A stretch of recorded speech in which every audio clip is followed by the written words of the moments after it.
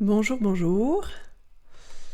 Aujourd'hui, j'avais envie de parler de comment je gère l'eau sur mon terrain, de la captation, de la récupération d'eau au stockage jusqu'à sa diffusion. On a pas mal de choses qui sont mises en place et je pense que c'est très intéressant à partager.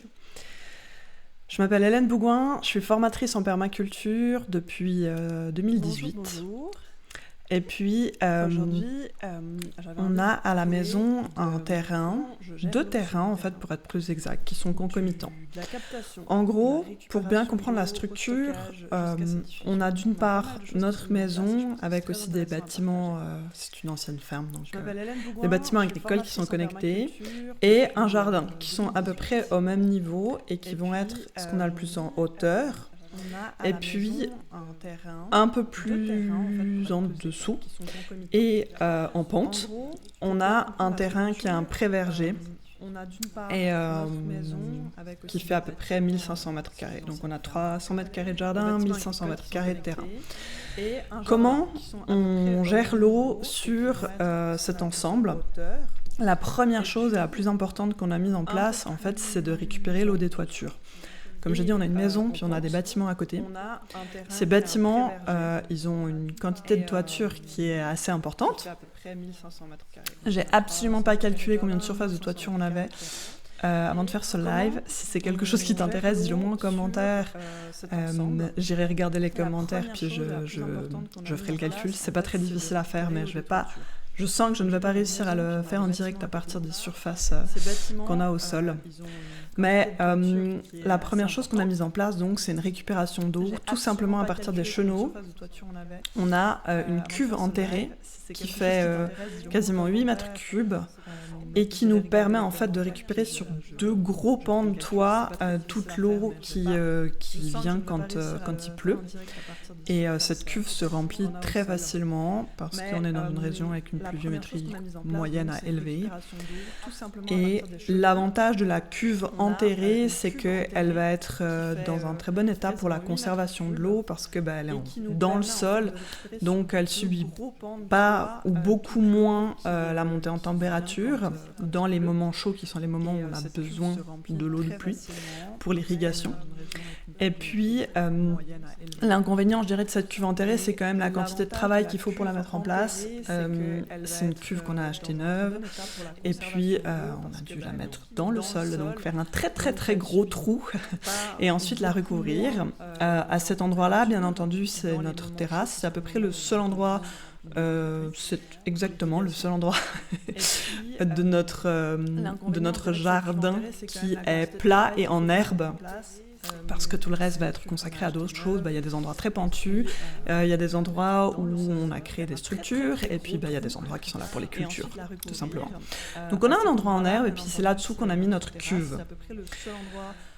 Alors, à part cette cuve principale, on a aussi une prévue des cuves low-tech. C'est un ami qui m'a donné 4 anciennes cuves à vin qu'on va connecter à un autre pan de toiture, une autre chenot. On va les mettre en série, donc la première cuve se remplit, puis le trop-plein de la première cuve va dans la deuxième cuve, trop-plein de la deuxième dans la troisième, etc. Jusqu'à une sortie d'eau. Puis là, on aura un raccordement sur les eaux perdues, ce qui est le cas pour la gouttière actuellement, sans la moindre récupération d'eau. Et donc, l'eau perdue repart dans le circuit d'eau où elle n'est jamais vraiment perdue, puis elle va diluer les eaux moins parfaites qui circulent et qui sont traitées par la commune. Et puis l'idée de ces cuves-là, c'est de les placer à un autre endroit, donc connecté à un autre pan de toit, mais surtout en amont de notre jardin. Parce que le problème de la cuve enterrée, c'est qu'on l'a mis au meilleur endroit possible, mais qu'elle est au bout du jardin, ce qui fait qu'on devrait remonter l'eau, enfin on doit remonter l'eau, parce qu'on l'utilise quand même, pour l'utiliser pour l'irrigation. Alors que ces cuves à vin, anciennes cuves à vin, qu'on peut utiliser pour la récupération d'eau et qui, elles, seront simplement placées sur on va stabiliser en fait un endroit à l'abri dans le rural et elles seront simplement placées sur des palettes sans qu'il y ait de gros travaux à faire autour de ça. Eh ben, on pourrait conduire leur eau de façon beaucoup plus passive en fait au jardin pour l'irrigation du haut du jardin. Qu'est-ce qu'il advient du trop-plein de notre cuve enterrée? Jusqu'alors, elle a été distribuée sur le terrain d'en bas et depuis très peu de temps, nous avons une mare qui est aussi un élément extrêmement important de notre système de gestion de l'eau. Donc le trop-plein de la cuve enterrée va dans la mare et on a une troisième récupération de toiture. On a beaucoup de toitures comme je vous le disais. Deux autres pans de la toiture, on va dire, qui sont récupérés et qui sont déversés directement dans la mare aussi. Donc la mare, l'unique mare pour l'instant, la première mare on va dire parce que le but est d'en avoir d'autres, est alimentée par le trop-plein de la cuve enterrée et par deux toitures. Cette mare qu'on a creusée donc à un endroit où on a dû stabiliser un talus. C'était un endroit pas évident. Et puis on s'est dit qu'on allait la placer là. L'avantage, c'est qu'en termes d'altitude, elle est à la hauteur de notre jardin, donc elle est au-dessus de notre terrain. Donc très clairement, son trop-plein va directement servir à irriguer le terrain en dessous par deux systèmes que je vais vous détailler dans un instant. Mais elle est aussi, donc c'est une mare qu'on a décidé de bâcher parce qu'elle a été faite dans de la terre de remblai et qu'on avait peu d'options sur la profondeur à laquelle la créer. On l'a fait la plus profonde possible, un petit peu à 90 cm de profond, un peu moins d'un mètre. Mais si on avait dû essayer d'en faire une mare naturelle, on aurait dû consacrer beaucoup trop de ressources, notamment je pense d'argile, pour l'étanchéifier parce que c'était une terre très très drainante qui avait été placée là peu de temps avant. Donc si vous visualisez bien, j'ai ces deux systèmes de cuves, le trop-plein de la cuve principale qui va dans la mare principale, on va dire, puis le trop-plein de la mare, alors actuellement, il part dans le terrain de façon perdue, donc il est conduit dans le terrain et puis ensuite l'eau n'est jamais perdue, elle revient dans le sol. Et l'objectif, le plan sur le design, c'est de faire tout un système donc de chenaux là où c'est nécessaire pour déplacer l'eau sans qu'elle rentre dans le sol et ensuite de swale avec une mini forêt jardin qui sera installée en aval de cette mare. Mais c'est pas le seul plan, il y en a deux autres. Il y a une autre chose qui est importante, c'est que dans la mare principale, je ne sais plus si je viens de le mentionner ou non, mais on va mettre des canards. Donc c'est une mare qui ne va pas être propice au développement de la biodiversité locale. Elle est relativement grande, elle fait 30 mètres carrés de surface, et on va avoir peu de canards. Mais bien sûr, la présence des canards, c'est quelque chose de très délétère pour le développement de la biodiversité. Donc, en aval de cette mare, on va aussi récupérer son eau pour faire une ou plusieurs, c'est quelque chose qui n'est pas encore complètement déterminé, petites mares à d'autres endroits du terrain. Et on a notamment un endroit du terrain où la terre est beaucoup plus argileuse et où ce serait possible d'avoir un stockage d'eau naturel, une mare, un espace biodiversité, tout ça à la fois. Ensuite, il y a une autre chose importante sur notre terrain et vous allez vouloir explorer ça, si c'est le cas sur le vôtre, de terrain, c'est qu'on a probablement des sources, une ou des sources en profondeur. Comment je le sais ? Déjà, c'est clairement le cas de la région. Il y a énormément de sources, il y a énormément d'endroits où il y a des résurgences d'eau. Ensuite, il y a eu des travaux à côté et depuis lors, il y a une partie du terrain qui est complètement détrempée quasiment en permanence. Ça, c'est quelque chose sur lequel on va agir relativement rapidement parce que si, pour l'instant, les arbres et les arbustes qu'on a là-bas ne réagissent pas, en tout cas, ils poussent très bien, ça va pas forcément être le cas à long terme parce qu'une terre ultra saturée d'eau, c'est une terre qui est beaucoup moins vivante, voire qui va complètement étouffer à terme. L'idée, c'est de permettre à l'eau de sortir à un point unique, probablement de faire un bassin et puis ensuite de voir ce qui se passe. Le problème, et c'est ce que vous allez vouloir considérer si vous voulez chercher des sources sur votre terrain, c'est qu'une source, elle est facile d'accès si elle n'est pas trop profonde Et par contre, elle va être utilisable que si elle est assez profonde. On dit que l'idéal pour capter une source, c'est qu'elle soit entre 4 et 8 mètres de profondeur. Alors, comme vous pouvez le voir, entre 4 et 8 mètres, on va déjà être dans du forage professionnel, pas quelque chose qu'on va pouvoir aller chercher à la main. Mais le problème, c'est qu'une source qui a moins de 4 mètres de profond, en fonction d'où elle vient, elle a potentiellement récupéré beaucoup de pollution dans les eaux de ruissellement. Donc, elle va être difficilement utilisable parce que polluée. C'est quelque chose qui peut être vérifié. Après, toutes les analyses ont des coûts. Donc, en se plaçant en dessous de 4 mètres, enfin, si notre source s'avère être en dessous de 4 mètres, c'est pas quelque chose qui est au choix. On a là un très très bon rapport entre le risque de pollution et puis le coût financier et en effort et en énergie pour aller la capter. Une exploration qui n'est pas finie chez nous, on va aller voir comment trouver ces sources, où elles se situent exactement, est-ce qu'on peut les capter, est-ce qu'elles sont propres, et puis ça va complètement modifier le design de l'eau sur le terrain. C'est pour ça que le trop-plein de la cuve va dans la mare, le trop-plein de la mare va sur le terrain, mais on ne sait pas encore exactement, précisément, où est-ce qu'on va le conduire et comment on va le conduire, parce que ça va dépendre de s'il y a une source, c'est-à-dire une autre source d'eau sur le terrain à un autre endroit.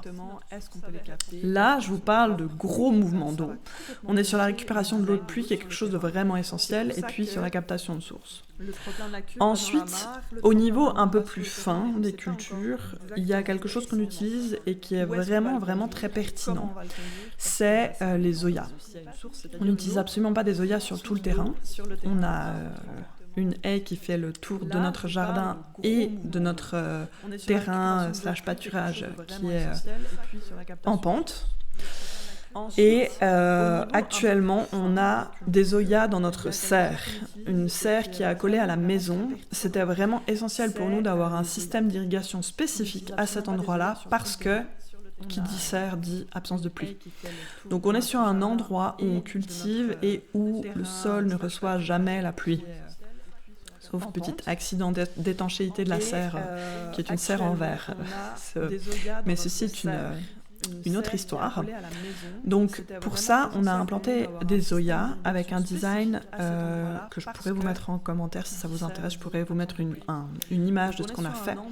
On a pris des zoyas d'une contenance assez grande, 1,5 litre, chez WePot, chez qui j'ai un partenariat, si ça vous intéresse aussi d'acquérir des zoyas par ce biais-là et à cette entreprise suisse-là. Parenthèse fermée. On remplit les zoyas avec l'eau de la cuve, donc ça nous permet de les remplir et d'arroser notre jardin même lors des périodes de restriction où on n'a pas le droit d'utiliser l'eau du robinet, l'eau du réseau pour l'irrigation et toute autre sorte de choses qu'on pourrait faire au jardin, genre arroser la pelouse, qu'on ne fait pas, et remplir des piscines. À ce moment-là, on a une pompe, alors qui est une pompe électrique pour l'instant. On observe les possibilités de pompe mécanique qui nous permet de sortir l'eau de notre cuve et puis de aller remplir en fait au jet d'eau nos zoyas. Ça, c'est une super solution pour nous. Ça nous permet en fait d'irriguer la serre à des points spécifiques, là où on a les zoyas, et ensuite que la diffusion elle se fasse sur un diamètre relativement important de 60 à 80 cm autour. Et à ces endroits, en fait, ce qu'on constate, c'est que nos cultures pousse très très bien et on n'a quasiment aucune adventice, très peu de végétation spontanée en fait qui se développe. Tout simplement parce que généralement les adventices sont dans les premiers centimètres du sol, leurs graines, et c'est avec l'arrosage de surface ou la pluie, c'est comme ça que le faux semis fonctionne, qu'on va avoir une levée de ces adventices. Ici, comme on arrose toujours en profondeur et toujours progressivement avec les zoyas, on n'a vraiment pas d'adventice. Sur un terrain fermé tel que l'intérieur d'une serre, ça fonctionne vraiment très bien. Et puis on a aussi une irrigation qui est régulière malgré le fait qu'elle soit soumise en fait à notre intervention. On remplit les zoyas à des moments précis. Alors quand il fait très très chaud, ce serait idéalement tous les jours, puis on fait tous les 2 jours. Quand il fait un peu moins chaud, c'est toutes les semaines, voire moins. Mais on remplit à un moment précis et ensuite l'Oya diffuse plus lentement. Donc on n'a pas des à-coups dans l'irrigation qui peuvent être très délétères pour certaines cultures, vous le savez sans doute, comme si on arrosait simplement en surface, où là l'eau arrive quand on la met et puis ensuite il n'y a plus rien pendant un moment. Ce système, il est hyper efficace. On a partiellement reproduit sans les planches de culture à l'extérieur en utilisant des zoyas qui sont là carrément des beaucoup plus grosses zoyas que mes beaux-parents m'ont ramené de France. Ces zoyas en extérieur, on va les hiverner à la fin de la saison, quand il n'y aura plus de culture, plus besoin d'irrigation. On va les sortir, les laver et les mettre à l'abri, hors du sol, pour pas qu'elles subissent le gel. Dans la serre, on attaque, c'est encore la bonne saison, mais on va attaquer le 2e hiver que nos zoyas passent en terre. On ne les retire pas pour 2 raisons. D'une, le risque de gel est vraiment minime dans cet espace qui est couvert, qui est fermé et qui est accolé à la maison. Et de 2, dans la serre, on mélange les cultures annuelles et les cultures pérennes. On a des arbustes, donc on ne va clairement pas perturber leur enracinement en enlevant et surtout en remettant des zoyas. Donc les zoyas, elles sont en place et puis on va voir combien de temps elles durent. Autour des arbustes, on va avoir des difficultés à les remplacer quand elles vont devenir trop poreuses, en fait, et qu'elles seront au bout de leur cycle. Mais par contre, dans les parties où on a les cultures annuelles, dites-moi si vous voulez le design pour voir de plus près de quoi je parle, là, on pourra les remplacer quand elles arriveront au bout de leur fonctionnement optimal. Autour des arbustes, on va avoir des difficultés à les... Qu'est-ce qu'on fait d'autre pour la gestion de l'eau ? Je dirais qu'il y a quelque chose que je ne peux pas passer sous silence parce que c'est mon point préféré, c'est que on gère l'eau avec les plantes pérennes. Ça ne fait pas partie de comment nous, en tant qu'humains, on manipule l'eau à proprement parler, comment on la capte, comment on la récupère, comment on la stocke, comment on la distribue. Mais en implantant une haie et en implantant des arbres, ce qu'on a fait à plusieurs endroits sur le terrain, la haie, elle parcourt vraiment tout le tour du terrain. Donc ce sont des arbustes fruitiers et quelques arbustes fixateurs d'azote avec plusieurs objectifs. Je pourrais faire un live sur la haie. C'est un sujet pour un live à lui seul. Mais en gros, cette haie a plusieurs fonctions, mais l'une de ces fonctions, ça va être de gérer l'eau. Comment les arbres, les arbustes participent à cette gestion de l'eau ? Tout simplement par leur enracinement profond et le fait que ils vont boire l'eau et puis ils vont être capables d'aller chercher l'eau en profondeur, d'utiliser les éventuelles nappes perchées qui pourraient se former lors des pluies et de capter et de réguler l'eau dans le sol. Et puis bien sûr, ils participent aussi à la structuration du sol en lui-même. Et puis un sol bien structuré, c'est de l'eau qui circule mieux, qui se répartit mieux et qui est plus disponible pour les cultures. Donc les arbres et arbustes sont vraiment des atouts pour les cultures. Il y a vraiment quelque chose d'intéressant qu'on a constaté au niveau de cette gestion de l'eau, c'est que autour de notre jardin, donc, qui est un petit peu plus en altitude, on a un sol très très drainant et notre haie se développe lentement. Sur le terrain qui est au nord, exposé en plein vent, parce que je ne l'ai pas dit, mais la principale fonction de la haie, c'est d'être coupe-vent, et sous des arbres qui sont extrêmement vieux, qui ont plusieurs dizaines d'années, qui sont très très grands, genre 12 mètres de haut pour le cerisier du bas. On a une haie qui est hyper vive et qui se développe très bien. La gestion de l'eau par les arbres est une des raisons de ça. Voilà. Je vais vous laisser sur ces belles paroles. N'hésitez pas à me dire si vous avez besoin de compléments. Et puis, à me partager comment vous gérez l'eau chez vous. Qu'est-ce que vous avez déjà mis en place ? Si les cuves, c'est des choses qui vous intéressent. Si les mares, c'est des choses qui sont possibles pour vous. Je pourrais développer le sujet mare, par exemple, dans un autre live. Et puis, une chose aussi importante à vous dire, c'est que si vous voulez venir voir chez moi comment on a mis ça en place, je donne un cours sur la gestion de l'eau le samedi 14 septembre. C'est un cours en 2 parties. Une partie sur l'eau, où on va vraiment parler de tous les fondamentaux, comprendre l'eau, le fonctionnement de l'eau et le lien entre eau et végétation en détail. Et puis ensuite, on va examiner toutes ces structures que nous, on a mises en place et réfléchir à comment vous pourriez les mettre en place chez vous. C'est le matin, c'est déjà très très dense. Et l'après-midi, on part sur le sujet du sol. Bon, bien sûr, les 2 sujets vont complètement ensemble.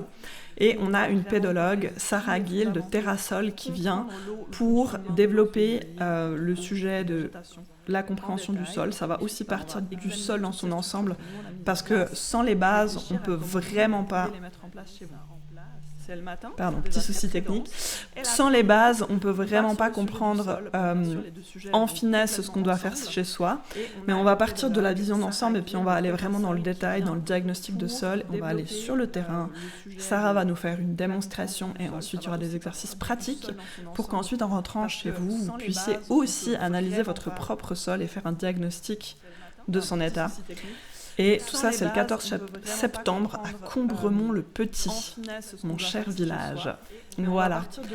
Merci, un grand merci de m'avoir écouté et puis au plaisir de vous voir pour le prochain live sur un sujet encore à déterminer. Si vous avez des envies, des besoins, n'hésitez pas à me le dire.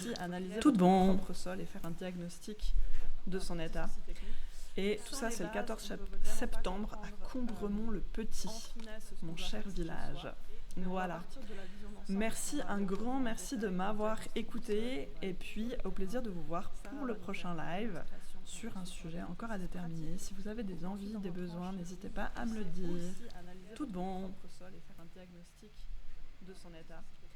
Et tout ça, c'est le 14 septembre à Combremont-le-Petit, mon cher village. Voilà. Merci, un grand merci de m'avoir écouté et puis au plaisir de vous voir pour le prochain live sur un sujet encore à